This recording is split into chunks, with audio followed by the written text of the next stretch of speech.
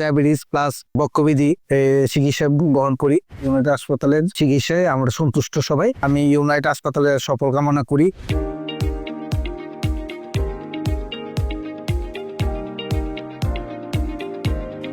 আমি গোবিন্দ পাল, বাজার আমার বসবাস 1 নং ওয়ার্ড। আমি যখন ভৈরব ইউনাইটেড হাসপাতাল উদ্বোধন হয়, আমাদের সাবেক কাউন্সিলর 1 নং ওয়ার্ডের আলামিন ভাই, সাবেক প্যানেল মেয়র, ওনার মাধ্যমে আমি এই ইউনাইটেড হাসপাতাল এসে আমি চিকিৎসা গ্রহণ করি প্রথম।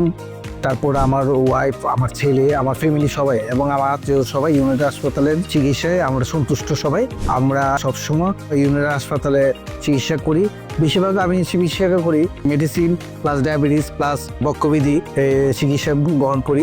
খুব ভালো রেজাল্ট পাইছি এবং সবসময় দেখাই।